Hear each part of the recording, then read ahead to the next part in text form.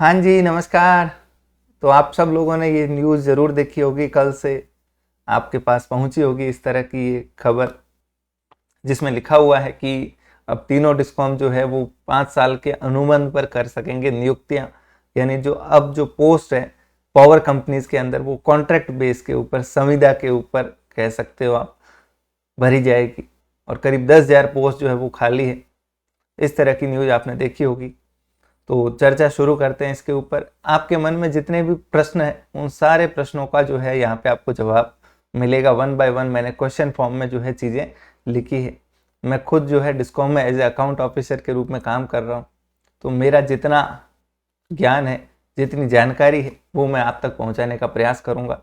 इसके अलावा one exam के जो अलग अलग कोर्सेज हैं, कॉमर्स के लिए जो डेडिकेटेड है असिस्टेंट प्रोफेसर फर्स्ट ग्रेड, उनको आप चेक कर सकते हो अपने वन एग्ज़ाम की ऐप के ऊपर। और इस यूट्यूब चैनल के ऊपर भी आप अगर आप प्ले लिस्ट में जाएंगे तो आपको काफ़ी सारे जो है वो लेक्चर्स देखने को मिलेंगे। तो बेसिकली एक एक करके हम जो ये सारे प्रश्न हैं कि क्या इम्पैक्ट पड़ेगा, क्या ये भर्तियाँ जो है वो होगी कि नहीं होगी, होगी तो किस तरीके से होगी, इस तरह के जितने प्रश्न हैं उनके ऊपर जो भी अपने पास वर्तमान में उपलब्ध जानकारी है उसके ऊपर बात करते हैं। सबसे पहले ये न्यूज़ जो है, इससे ये बात शुरू हुई। हालांकि ये बात उससे पुरानी है। न्यूज़ ये थी कि भाई अब तीनों डिस्कॉम के अंदर जो करीब 10,000 से ज़्यादा पोस्ट खाली है, टेक्निकल और नॉन टेक्निकल। टेक्निकल पोस्ट वो होती है जो इंजीनियर होते हैं या फिर हेल्पर्स होते हैं, जिनका टेक्निकल नेचर का नॉलेज रिक्वायर्ड होता है। दूसरी जो नॉन टेक्निकल पोस्ट होती है वो जो जूनियर अकाउंटेंट हो गया, बाबू हो गया, अकाउंट ऑफिसर हो गया, लीगल ऑफिसर हो गया, पर्सनल ऑफिसर हो गया, एस्टेब्लिशमेंट ऑफिसर हो गया, इस तरह की जो पोस्ट होती है वो सारी होती है नॉन टेक्निकल। तो टेक्निकल और नॉन टेक्निकल दोनों कैडर्स को मिला के, सॉरी कहाँ था, बीच में फ़ोन आ गया थोड़ा। देखिए, तो ये टेक्निकल और नॉन टेक्निकल पोस्ट जो है खाली है, इनको क्या किया जाएगा, अब इस जरिए से भी भरा जा सकता है। हर जगह न्यूज़ में यही लिखा है कि इस तरीके से भरा जा सकता है, और इसके लिए कोई कमेटी है जो वो बनाई है। अब वो क्या कमेटी है, एक एक चीज़ पे बात करते हैं, ठीक है। ये कुछ जो ऑर्डर्स जेवीएनएल एवीएनएल ने निकाले हैं, उन ऑर्डर्स की भी मैं कॉपी लेके आया हूँ, ठीक है। सबसे पहले जो न्यूज़ है वो तो आपने पढ़ ही ली होगी। क्या न्यूज़ है, इसमें कुछ इस तरह की बातें लिखी हुई है कि अब जो है इन सारी पोस्ट के ऊपर कॉन्ट्रैक्ट बेस के ऊपर किया जा सकता है। अब मुद्दा ये है कि ये सब शुरुआत कहाँ से हुई, तो एक रूल्स राजस्थान गवर्नमेंट ने स्टार्ट किए, लागू किए, Rajasthan contractual hiring to civil post rules 2022। Rajasthan के अंदर अब कॉन्ट्रेक्चुअल बेसिस के ऊपर जो है वो पोस्ट फिल की जा सकती है, जो सिविल पोस्ट होती है उनके ऊपर हायरिंग की जा सकती है। 2022 के ये नियम जो है वो लागू हो चुके हैं ऑलरेडी, ठीक है। इन नियमों के तहत ये पूरी बात उठ रही है। क्यों? क्योंकि ये नियम जो है वो सिर्फ गवर्नमेंट के डिपार्टमेंट्स के ऊपर लागू नहीं है। गवर्नमेंट डिपार्टमेंट के अलावा जितने भी निगम्स है, जितनी भी यूनिवर्सिटीज़ है, बोर्ड्स है, पीएसयूज है, उन सब के ऊपर भी ये नियम जो है इक्वली एप्लीकेबल है।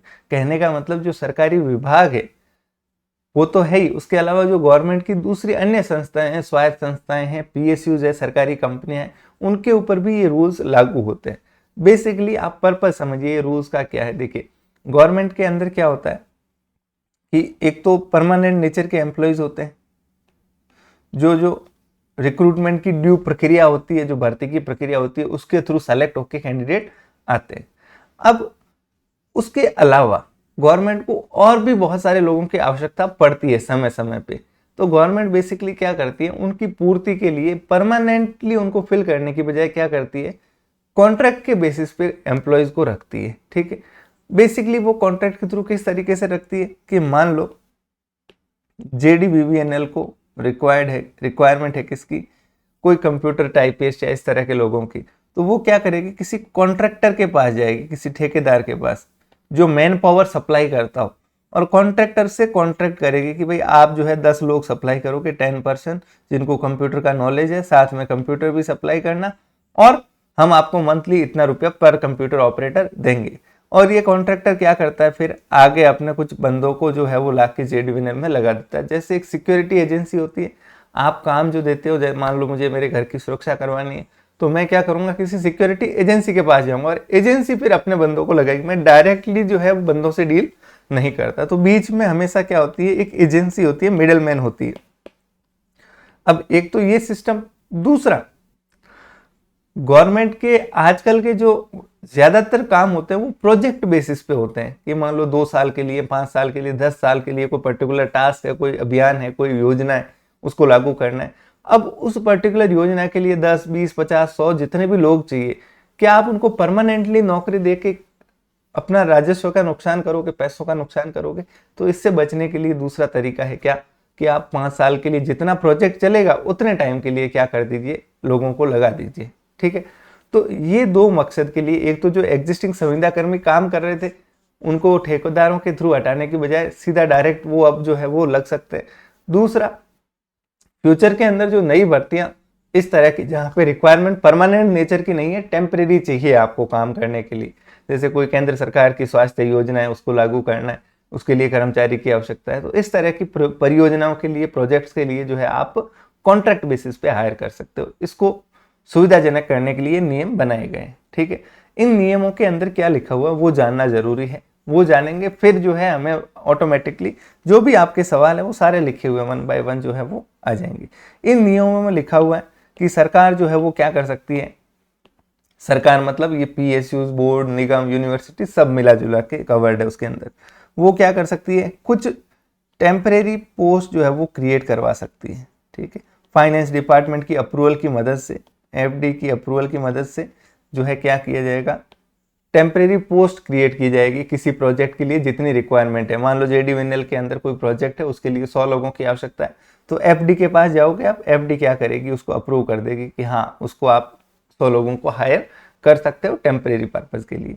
अब उसके लिए क्या एलिजिबिलिटी होगी, तो वो कौन तय करेगा, जिस विभाग की भर्ती है वो तय करेगा।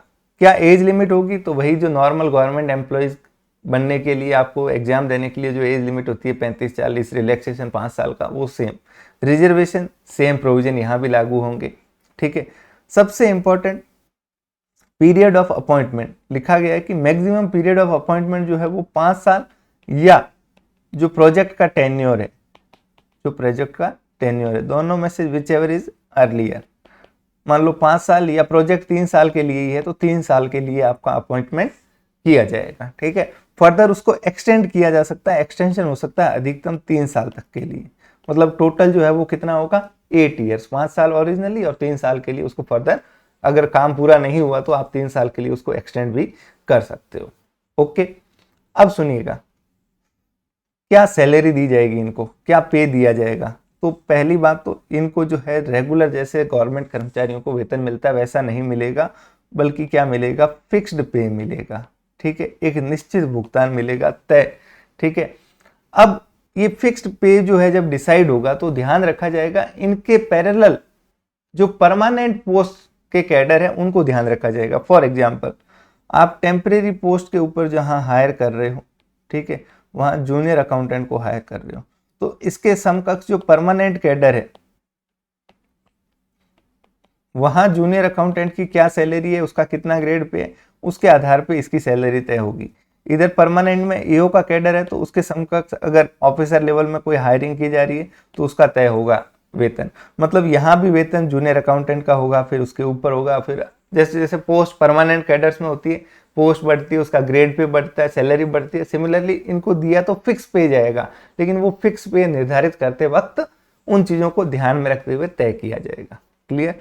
उसके अलावा जो लीव्स है, सीएल वगैरह इस तरह की मिलेगी, कुछ आपको हाफ पे लीव भी मिलेगी। ठीक है, मेडिकल ग्राउंड्स के ऊपर, मैटरनिटी लीव वगैरह। ठीक है, एम्प्लॉय की जो वेलफेयर कंट्रीब्यूशन है तो एनपीएस में सरकार जो है अधिकतम 10% तक कंट्रीब्यूट करेगी। सबसे इंपॉर्टेंट, क्या इन पोस्ट को परमानेंट किया जाएगा, क्या जो पोस्ट 5 साल के लिए जो नियुक्ति हो रही है क्या उसको परमानेंट किया जाएगा। तो इसके जवाब में यहाँ लिखा हुआ है कि अगर गवर्नमेंट को लगता है कि हमें ये पोस्ट जो है वो परमानेंटली अब रिक्वायर्ड है, रेगुलरली रिक्वायर्ड है, 5 साल के लिए नहीं, आने वाले समय में भी इसकी आवश्यकता पड़ेगी, तो गवर्नमेंट क्या कर सकती है, एक स्क्रीनिंग कमेटी होगी। स्क्रीनिंग कमेटी क्या करेगी, स्क्रीनिंग करेगी, उनका इंटरव्यू टाइप लेगी या उनका परफॉर्मेंस चेक करेगी, और उसके बाद इन्हीं जो टेम्परेरी एम्प्लॉयज को ही रेगुलर बेसिस पे कर दिया जाएगा। ठीक है, इन्हीं को कन्वर्ट कर दिया जाएगा किसमें, परमानेंट एम्प्लॉयज में। ठीक है, मान लो फ्यूचर में कोई रिक्वायरमेंट होती है इस तरह की, तो ऐसा नहीं कि नई भर्ती करेगी सरकार, जो टेम्परेरी काम कर रहे हैं उन्हीं को कन्वर्ट कर दिया जाएगा। अब उसमें शर्तें ये है कि आपने कम से कम 5 साल टेम्परेरी बेसिस पे काम किया है, प्लस जो 5 साल काम किया उससे कोई मतलब नहीं। अब जब रेगुलर पोस्ट होगी तो वो 0 से स्टार्ट होगी आपका एम्प्लॉयमेंट, उस दिन से माना जाएगा गवर्नमेंट के अंदर, पहले कॉन्ट्रैक्ट वाला शामिल नहीं होगा, ठीक है। प्लस जब चाहे गवर्नमेंट बीच में निकाल सकती है, कोई उसमें कंपनसेशन का प्रावधान नहीं है। तो ये सारे जो रूल्स है ये लागू हुए थे 2022 के, 2022 नाम से ये रूल्स जो है कॉन्ट्रेक्चुअल हायरिंग के एग्जिस्टिंग है अभी वर्तमान में। अब मुद्दा ये है क्योंकि इसके अंदर निगम, बोर्ड्स ये सारे भी कवर्ड है, ठीक है, तो मुद्दा ये है कि जो फ्यूचर वैकेंसी इन बोर्ड्स के अंदर, निगम्स के अंदर आने वाली थी, क्या वो वैकेंसीज वैसी रहेगी या उनका कुछ स्वरूप चेंज होगा? तो इसके जवाब के लिए आप ध्यान से सुनिएगा। देखिए, पोस्ट किस तरीके से, वैकेंसी किस तरीके से निकलती है। कोई भी विभाग है, कोई भी डिपार्टमेंट है, उस डिपार्टमेंट के अंदर क्या होंगे, अलग अलग कैडर्स होंगे, ठीक है। मान लो जूनियर अकाउंटेंट का है कैडर, ठीक है, डबल एओ का है, एओ का है, जूनियर लीगल ऑफिसर का है, पीओ का है, हर किसी का कैडर होगा, ठीक है। फिर उसमें एक होती है सैंक्शनड स्ट्रेंथ, कि टोटल कितने कर्मचारी होंगे। मान लो जूनियर अकाउंटेंट की 500 स्ट्रेंथ है सैंक्शन, ठीक है, डबल एओ की 200 है, एओ की 50 है, ठीक है। अब ये तो सैंक्शनड है कि टोटल जूनियर अकाउंटेंट इस विभाग में कितने काम करेंगे। फिर उसमें से वर्तमान में कितनी फिल की गई है, मान लो वर्तमान के अंदर 300 पोस्ट फिल्ड है, ठीक है, यहाँ 100 है, यहाँ 30 है। फिर होती है क्या, वेकेंट पोस्ट, कि कितनी अभी खाली है, तो इसका जो डिफरेंस होता है वो, मान लो ये 100 खाली है, ये 20 खाली है, यहाँ तक कोई दिक्कत नहीं। अब जो हम वैकेंसीज देखते हैं, सरकारी जो भर्तियां होती है, वो नॉर्मली इन वैकेंट पोस्ट को फिल करने के लिए निकाली जाती है। क्लियर, जितनी सीटें खाली है उसके लिए भर्तियां निकाली जाती है। अब होता ये है प्रैक्टिकली कि मान लो इधर वैकेंट पोस्ट है 200, ऐसा जरूरी नहीं है कि पूरी की पूरी 200 के लिए सरकार भर्ती निकाले। सरकार क्या करती है, 100 पोस्ट के लिए ही मान लो वैकेंसी निकाली। नॉर्मली टोटल स्ट्रेंथ तो 500 की है, लेकिन नॉर्मली 300-400 कर्मचारी को ही एट ए टाइम रखा जाता है, ठीक है। तो 100 जो पोस्ट है वो फिल कर रही है, फिर भी 100 पीछे बच रही है। क्लियर। यहाँ सिमिलरली मान लो 20 की पोस्ट है, गवर्नमेंट ने सिर्फ 15 के ऊपर ही भर्ती करवाई, वैकेंसी निकाली, 5 पोस्ट फिर भी अवेलेबल है। अब सुनिएगा मेरी बात, जो ये परमानेंट कैडर्स है, जो ये परमानेंट पोस्ट है क्रिएट हो रखी है, इनका जो फुलफिलमेंट है, इनको अगर भर्ती करना है तो इनके लिए तो जो नॉर्मल भर्ती प्रक्रिया होती है, जो परमानेंट नेचर की वैकेंसीज आती है, वो कंटिन्यू रहेगी, वो कोई खत्म नहीं की है। इन रूल्स के अंदर ऐसा कहीं नहीं लिखा है कि जो परमानेंट भर्तियां होती है, जो परमानेंट कैडर सैंक्शनड है, उनको खत्म कर दिया जाएगा, ऐसा कहीं भी नहीं लिखा है। मतलब एओ की अगर टोटल 50 की रिक्वायरमेंट है तो वो 50 का कैडर वैसा ही रहेगा, और गवर्नमेंट जब भर्तियां निकालेगी कब, जब उस कैडर के अंदर सीटें क्या हो जाएगी, खाली हो जाएगी। मान लो इस 50 के अंदर खाली हो गई और 20 की पोस्ट वैकेंट है, ठीक है, तो उसकी भर्ती तो जो नॉर्मल प्रक्रिया होती है वैसे ही होगी, उसमें कोई बदलाव नहीं होगा। जूनियर अकाउंटेंट की मान लो 2200 पोस्ट वैकेंट है, तो उसकी नॉर्मल प्रक्रिया के जरिए ही भर्ती होगी। ये जो रूल्स है ये किसके लिए है, कि इसके अतिरिक्त आपको कोई और टेम्परेरी पर्पज के लिए, किसी प्रोजेक्ट के लिए कर्मचारियों की आवश्यकता है और आपको लगता है कि 5 साल बाद कंपनियां प्राइवेटाइज हो जाएगी, ये एक बहुत बड़ा डर है, तो अभी इतने सारी भर्ती क्यों करें। तो इसके अतिरिक्त अगर आपको आवश्यकता है तो आप क्या कर सकते हो, कॉन्ट्रैक्ट बेसिस पे हायरिंग कर सकते हो। ये रूल्स का बेसिकली पर्पज ये है। जो एग्जिस्टिंग कैडर्स है वो खत्म नहीं हुए कतई, ठीक है। दूसरी बात सुनिएगा, जो मैंने बताया कि नॉर्मली जैसे 500 टोटल सैंक्शन स्ट्रेंथ है, 300 फील्ड है, और सरकार 100 की एवरेज भर्ती करवाती है, मतलब 400 के आसपास ही रहता है, फिर भी 100 खाली रहती है। उन 100 के लिए भी गवर्नमेंट को पहले क्या करना पड़ेगा, एफडी के पास जाके अप्रूवल लेनी पड़ेगी, और अप्रूवल लेके उन पोस्ट के ऊपर भी टेम्परेरीली क्या कर सकती है, कॉन्ट्रैक्ट बेसिस के ऊपर फिल करवा सकती है, ठीक है। तो कहने का मतलब इतना सा है जो एग्जिस्टिंग जो पोस्ट है, जो सैंक्शनड है, जो पहले से चल रही है प्रथाएं, जो भर्तियां, उनके ऊपर इसका कोई विशेष प्रभाव नहीं पड़ेगा। ठीक है, तो आप बिल्कुल भी दिमाग के अंदर इस तरह का कोई संशय, कोई सवाल जो है वो न रखें। ठीक है, यहाँ मुद्दा ये है कि गवर्नमेंट जो है कुछ अतिरिक्त पोस्ट जो है उनकी जैसे रिक्वायरमेंट है, इतनी सारी पोस्टें खाली है, तो उनको भरने के लिए जो है इस कॉन्ट्रैक्ट बेसिस वाले मेथड को जो है वो यूज कर सकती है, ताकि कुछ और एडिशनल जो पोस्टें खाली है उनको भरा जा सके, और जो फ्यूचर की रिक्वायरमेंट्स बढ़ रही है उनके ऊपर टेम्परेरी बेसिस पे एक बार रखा जा सके, 5 साल बाद अगर जरूरत पड़े तो फिर उनको परमानेंट किया जाएगा। क्लियर? तो दोनों चीजों को दिमाग के अंदर अलग रखें। दूसरी बात, इस नोटिफिकेशन के बाद भी, इस रूल्स के बाद भी अगर टेम्परेरी पोस्ट के ऊपर भी भर्ती होगी तो भर्ती की प्रक्रिया वही जो रेगुलर होती है, जो सामान्यतः होती है, नोटिफिकेशन का निकलना, एग्जाम का होना, रिजल्ट का आना, वो सारी प्रक्रिया यथावत है, उनके अंदर कोई परिवर्तन नहीं देखने को मिलेगा।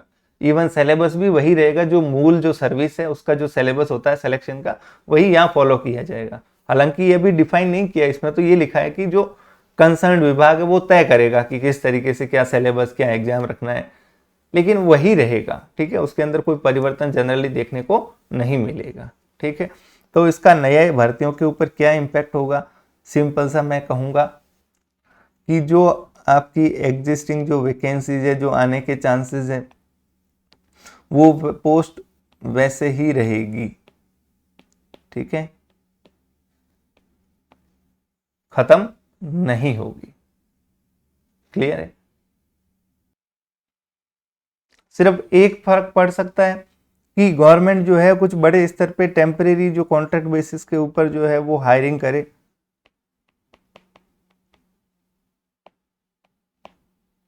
क्लियर है? और ये भी एक संभावना है कि गवर्नमेंट अभी जो है वो क्या करे, कॉन्ट्रैक्ट बेसिस के ऊपर अपनी पोस्ट को फिलफिल कर दे, और जो इनके परमानेंट कैडर है, जहां जो एग्जिस्टिंग जो सिस्टम चल रहा है उसको साल भर, 1.5 साल, 2 साल डिले कर दे, कि जब तक उसमें पोस्टें खूब सारी खाली नहीं होगी तब तक उनके ऊपर भर्ती नहीं करेंगे। अभी फिलहाल कॉन्ट्रैक्ट बेसिस पे लेके अपनी आवश्यकताओं की पूर्ति कर ले। इधर मान लो जूनियर अकाउंटेंट की संख्या कम हो रही है तो उनको होने दे, उनके ऊपर भर्ती को क्या करे, डिले करे। लेकिन वो पोस्टें कहीं भी खत्म नहीं हुई है अभी तक के, जो भी अपने पास ये इंफॉर्मेशन अवेलेबल है। ठीक है, प्लस ये जो ऑर्डर्स आए हैं, कमेटी बनाई, ये स्क्रीनिंग कमेटी इस रूल्स के अंदर बनाना जरूरी होता है कि आप जब भी किसी को परमानेंट करोगे तो ये स्क्रीनिंग कमेटी होगी। ठीक है, सिमिलरली JDVNL ने भी उनको अडॉप्ट कर लिया है रूल्स को, कि हम ये रूल्स को क्या करते हैं, अडॉप्ट करते हैं। इसके अंदर डिटेल में पूरी गाइडलाइन भी दी गई है कि किस तरीके से जो है वो हायरिंग की जाएगी और क्या सिस्टम रहेगा। ठीक है, तो अगेन जो भी आपके कंफ्यूजन थे आई होप क्लियर हो चुके हैं। क्लियर? भाई 2 सवाल है मुख्य, नेक्स्ट वैकेंसी कब आएगी? अब नेक्स्ट वैकेंसी JVNL के अंदर जूनियर अकाउंटेंट और ये JLO और AO की कब आएगी? तो इसका सवाल का जवाब पहले भी नहीं था हमारे पास, किसी के पास अपने पास नहीं था, सिर्फ स्पेकुलेशंस थे। स्पेकुलेशंस को हम जवाब नहीं कह सकते, वो उम्मीद थी कि आने की संभावना है, वो सिर्फ जानकारी थी कि इतनी पोस्ट जो है वो खाली पड़ी है। ठीक है, तो उसका अभी तक क्लियर जवाब पहले भी नहीं था, अभी भी नहीं है। क्या वो बंद हो गई? बिल्कुल नहीं, ऐसा भी कहीं नहीं लिखा हुआ है। तो क्या हुआ?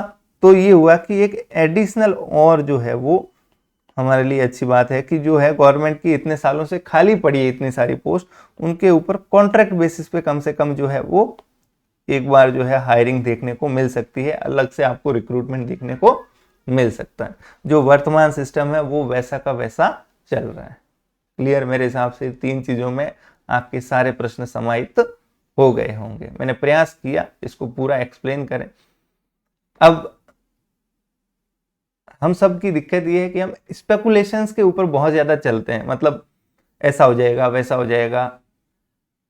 तो देखिए प्रिडिक्शन, अब मैं कहूँ कि नहीं वो खत्म हो जाएगी फ्यूचर, या आप कहोगे नहीं वो तो खत्म हो जाएगी, तो वो तो देखिए फ्यूचर को ना मैं प्रिडिक्ट कर सकता हूँ ना आप प्रिडिक्ट कर सकते हो। आप एक बात कहोगे, मैं दूसरी बात कह सकता हूँ। मैं वो बता रहा हूँ जो प्रेजेंट में सिस्टम जो अवेलेबल है, जो हमारे पास रूल्स है, जो जानकारी है, वो यही है, ये रूल्स यही कह रहे हैं चिल्ला चिल्ला के क्या, कि ये जो रोल्स है ये कॉन्ट्रैक्ट बेसिस पे हायरिंग करने के लिए, उनको एक सिस्टमेटिक बैकअप देने के लिए, जो पहले कॉन्ट्रैक्टर्स के थ्रू हो रहे थे अब गवर्नमेंट डायरेक्टली उनको एंगेज करेगी, वेतन भी अच्छा देगी, उनको लीव्स भी मिलेगी, सारे बेनिफिट भी मिलेगी, और सबसे अच्छी बात कि उनको फ्यूचर में कन्वर्ट भी किया जा सकता है किसके अंदर, परमानेंट रेगुलर सर्विस के अंदर। ठीक है, जो एग्जिस्टिंग जो भी सिस्टम है, जो भी कैडर्स है, वो एज इट इज है, ना उनको खत्म किया है ना उनको कम किया है, कुछ भी फर्क नहीं पड़ा है। अब वो वैकेंसी कब आएगी उसकी क्लियर जानकारी पहले भी नहीं थी, अभी भी नहीं। ठीक है, आई होप आप तक मेरी बात जो मैं पहुंचाना चाहता था वो पहुंच गई। तो बिल्कुल इसके ऊपर आप चिंता की कोई आपको करने की आवश्यकता नहीं है। हाँ, अगर आप लोग तैयारी करने की सोच रहे हैं तो मैं ये सजेस्ट करूंगा आपको पर्सनली कि अगर आपके पास दूसरी अपॉर्चुनिटीज है, कुछ assistant professor, first grade, TRE junior accountant, तो आप पहली प्रेफरेंस उनको दें, क्योंकि ये वैकेंसी अभी जब तक क्लियरिटी नहीं है तब तक आप तैयारी करके क्या कर लोगे। ठीक है, बहुत ज्यादा जल्दी हो जाएगा ये। हाँ, अगर आपके पास कोई दूसरा ऑप्शन नहीं है तो आप अच्छे से तैयारी कीजिए, वैकेंसी तो आएगी डेफिनेटली, तो जब भी आएगी उसके लिए अभी से तैयार कर सकते हो आप वो। लेकिन वो कौन सी सूरत में, जब आपके पास सेकंड ऑप्शन कुछ भी नहीं है इसके अलावा। ठीक है, अगर आपके पास ऑप्शंस है तो आप जो इमीडिएटली भर्तियां दिख रही है उनकी तैयारी करनी चाहिए। और तैयारी के लिए जो भी कंटेंट चाहिए, आपको पता है वन एग्जाम के ऊपर किस क्वालिटी का, किस लेवल का कंटेंट जो है प्रोवाइड कर रहे हैं हम लोग। अभी फिलहाल असिस्टेंट प्रोफेसर के लिए हमारी मैराथन चल रही है, EAFM, ABST रेगुलर कोर्सेज चल रहे हैं, और जो कंटेंट, जो लेवल का कंटेंट प्रोवाइड कर रहे हैं, एक बार आप जाके ज़रूर चेक करें। आप, आपके साथी जो भी तैयारी करना चाह रहे हैं इस एग्ज़ाम के लिए, डेफिनेटली चेकआउट करें। ठीक है, और JVNL के लिए, इनके लिए कोर्सेज कब अवेलेबल होंगे? ठीक है, तो ओल्ड कोर्सेज अभी भी अवेलेबल है जो पुराने लास्ट एग्जाम के, लेकिन नया कोर्स प्रॉपर वो जैसे ही वैकेंसी का कुछ कंफर्मेशन होगा उसके बाद ही जो है वो स्टार्ट हो पाएगा। थैंक यू वेरी मच, धन्यवाद। मिलते हैं फिर नेक्स्ट किसी लेक्चर के अंदर, किसी सेशन के अंदर। चैनल को ज़रूर सब्सक्राइब करें।